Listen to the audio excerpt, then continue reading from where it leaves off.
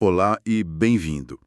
Hoje a gente vai mergulhar num tema que, para muitos, é um dos maiores mistérios da fé cristã, a pessoa do Espírito Santo. Uhum. As fontes que a gente tem aqui são uma mistura de estudos teológicos, comentários bíblicos, e o que me chamou a atenção de cara foi uma comparação assim, bem humorada em um deles. Qual? Ele diz que muita gente, sem perceber, acaba pensando no Espírito Santo como a força de Star Wars. Ah, sim. Sabe? Uma energia cósmica, um poder impessoal que flui por tudo. E a gente está aqui para fuçar nesses textos e entender porque eles argumentam que essa ideia, na verdade, não poderia estar mais longe da verdade. Exato. Essa comparação com a força é perfeita, porque ela captura o problema central. A nossa análise do material vai seguir um caminho bem lógico para desmontar essa ideia. Primeiro, a gente vai ver por que os textos insistem que ele é uma pessoa, com mente, vontade, emoções. Ok. Depois, a gente sobe um degrau e vai explorar as evidências da divindade plena dele, mostrando que ele não é só uma pessoa, mas uma pessoa divina coigual ao Pai e ao Filho. Certo. E por fim, a gente vai ver como essa identidade se manifesta em obras que, segundo as fontes, só Deus poderia fazer. Legal, então vamos abrir essa caixa e ver o que tem dentro. Começando por essa ideia fundamental. Por que uma pessoa e não uma força? Porque assim, para ser justo, a Bíblia usa imagens como vento, fogo, que soam bem pessoais, né? É verdade. E essas metáforas descrevem o poder dele, a ação dele, mas não a sua natureza. Para entender a natureza, as fontes nos apontam para as ações que ele realiza. As ações. Exato. E essas ações são, assim, inequivocamente pessoais. Por exemplo, os textos mostram que ele ensina, ele guia, ele fala.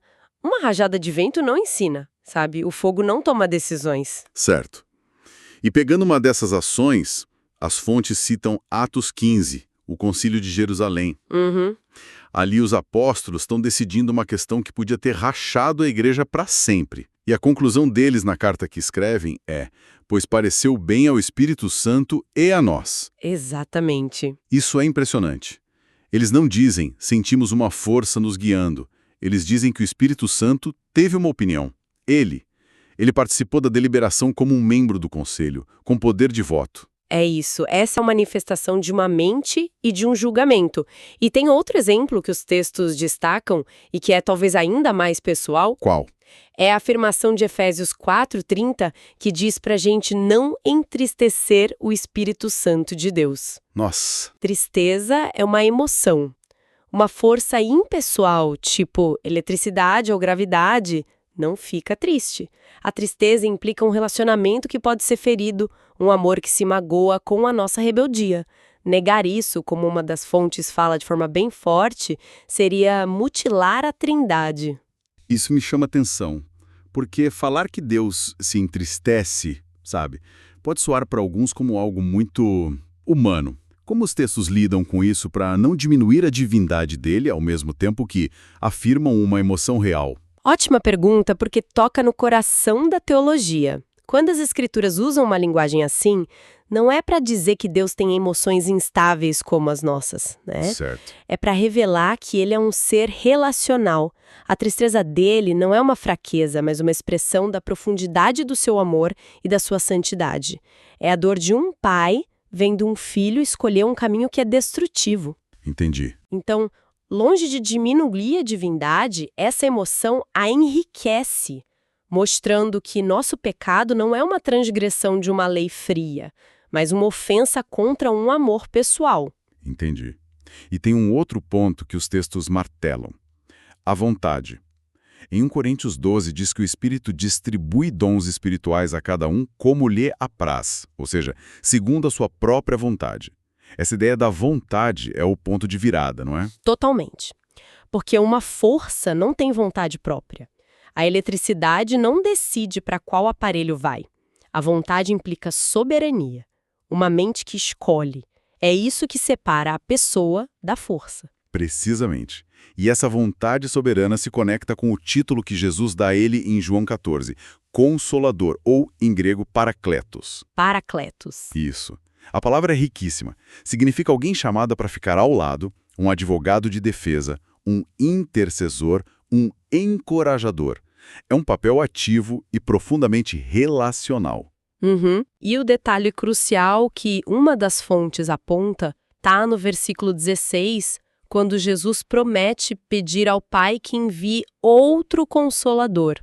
A palavra grega para outro aqui, holos, significa outro da mesmíssima natureza. Tá. Não é héteros, que seria outro de natureza diferente. Uau, esse detalhe é fundamental. Então Jesus está dizendo, eu estou indo embora, mas vou enviar alguém exatamente como eu, em natureza e essência, para estar com vocês, exatamente. Isso estabelece tanto que ele é uma pessoa distinta de Jesus, quanto que ele é igual a Jesus em divindade. Exato. E essa simples frase derruba uma heresia antiga chamada modalismo. É aquela ideia de que são só máscaras de Deus, sabe? Isso. O modalismo diz que Pai, Filho e Espírito são só modos diferentes que um único Deus usa, como um ator trocando de personagem.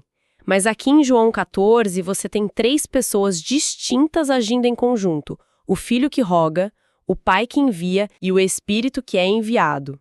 Não são máscaras, são pessoas distintas num relacionamento eterno. Ok, estabelecemos a personalidade dele. Mas, como você disse, ser uma pessoa não significa ser Deus. Eu sou uma pessoa. O que os textos trazem para elevar o Espírito Santo do nível de, digamos, um anjo poderoso para o nível do próprio Criador? Qual é o degrau que a gente sobe aqui? O degrau que a gente sobe é o dos atributos divinos. As fontes argumentam que a Bíblia atribui ao Espírito Santo qualidades que pertencem somente a Deus. São os chamados atributos incomunicáveis. Incomunicáveis. Explica isso melhor. Quer dizer que são coisas que só Deus tem. Tipo, ele pode compartilhar com a gente o amor ou a justiça dele, que seriam atributos comunicáveis? Exato. Mas ele não pode nos dar onipresença. Não tem como a gente estar em todos os lugares ao mesmo tempo. É exatamente isso, você resumiu perfeitamente. E os textos mostram o Espírito Santo possuindo esses atributos exclusivos. Por exemplo, a onipresença. O Salmo 139 pergunta: para onde me ausentarei do teu Espírito? Para onde fugirei da tua face? A resposta implícita é: Para lugar nenhum? para lugar nenhum. É uma ideia que é, ao mesmo tempo, um pouco assustadora e muito reconfortante.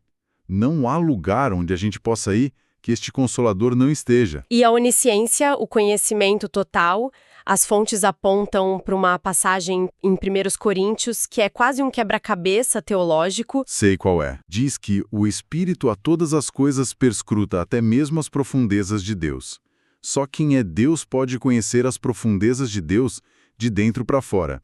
É como se dissesse que só o meu próprio Espírito sabe o que eu estou pensando. Da mesma forma, só o Espírito de Deus conhece plenamente a mente de Deus. Exato. E claro, a onipotência, o poder ilimitado. Isso é visto de forma espetacular na concepção de Jesus. O anjo diz a Maria que o poder do Altíssimo a envolverá, e o agente direto dessa ação é o Espírito Santo. E também temos a eternidade. Hebreus 9,14 o chama de Espírito Eterno. Ele não passou a existir no Pentecostes. Ele já estava lá em Gênesis 1, pairando sobre as águas na criação. Ele não tem começo nem fim. Tudo isso é muito forte, mas sabe, ainda é um pouco indireto. As fontes trazem algum momento em que a Bíblia diz assim, com todas as letras: o Espírito Santo é Deus. Trazem. A passagem mais direta e francamente chocante é a história de Ananias e Safira, em Atos capítulo 5. Assim, eles vendem uma propriedade, mas mentem sobre o valor que estão doando para a igreja. Pedro os confronta, e as palavras que ele usa são cruciais.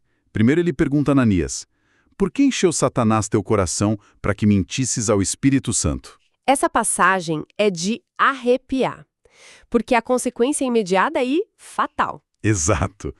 E a coisa fica ainda mais clara alguns versículos depois. Pedro reformula a acusação dizendo: não mentiste aos homens, mas a Deus. Isso. Ele faz uma equivalência direta. Mentir ao Espírito Santo é mentir a Deus. Não tem margem para erro aí. Para os primeiros cristãos, mentir para o Espírito era literalmente mentir para Deus na sua cara. E este não é um caso isolado. As fontes mostram um padrão fascinante. Autores do Novo Testamento pegam passagens do Antigo Testamento que falam claramente sobre Javé, o Senhor, e as aplicam diretamente ao Espírito Santo. Um exemplo clássico é a comparação entre Êxodo 17, onde o povo de Israel tentou o Senhor no deserto, e Hebreus 3. Certo. O autor de Hebreus cita essa história, mas olha como ele a introduz. Por isso, como diz o Espírito Santo, hoje, se ouvirdes a sua voz, não endureçais o vosso coração. Uau! Então o autor de Hebreus está lendo o Antigo Testamento e dizendo, aquele Senhor que eles provocaram no deserto, era o Espírito Santo falando. Ele está identificando Javé com o Espírito. Exato. É uma afirmação de divindade muito explícita. Extremamente explícita. É uma reinterpretação que só faz sentido se você acredita que o Espírito Santo é plenamente Deus. Exato. Tudo bem. A teologia aqui é robusta. Ele é uma pessoa divina, coigual ao Pai e ao Filho. Mas como isso sai da página e entra na realidade da história e da vida? As fontes que a gente tem conectam essa identidade dele a ações muito concretas, não é? Sim, elas focam em 3 obras divinas fundamentais que são apresentadas como trinitárias, ou seja, com a participação das 3 pessoas. Ok. A primeira é a encarnação. O nascimento de Jesus é um ato da Trindade. O Pai envia o Filho. O Filho se esvazia e assume a natureza humana. E o Espírito Santo é o agente que realiza um milagre, unindo a divindade e a humanidade no ventre de Maria. Certo. Como diz Lucas 1,35, descerá sobre ti o Espírito Santo e o poder do Altíssimo te envolverá com a sua sombra. É uma obra que nenhuma criatura poderia fazer. A segunda obra que os textos destacam é a ressurreição. Mais uma vez, uma ação trinitária. O Pai ressuscita o Filho diz ter poder para retomar a própria vida, e o Espírito é o agente vivificador.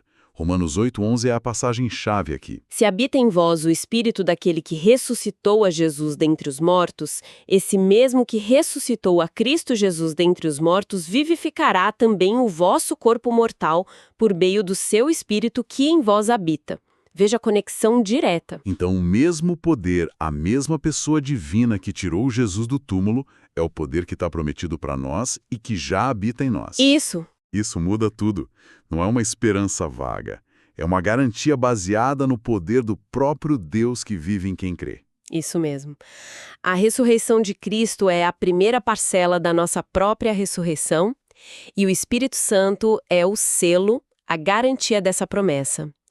E isso nos leva à terceira grande obra, que é a mais contínua e diária, a santificação. Então não é só um zap mágico de transformação no momento da conversão. É um processo, uma parceria. Exatamente isso. Os textos descrevem a santificação como uma cooperação diária com o Espírito.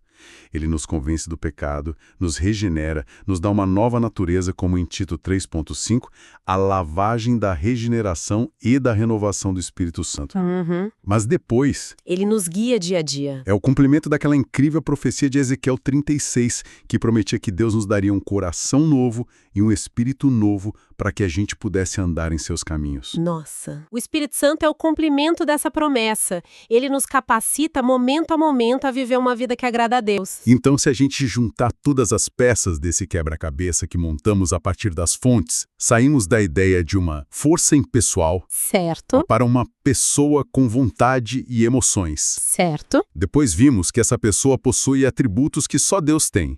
E, finalmente, vimos essa pessoa divina agindo na história de formas que só Deus poderia agir.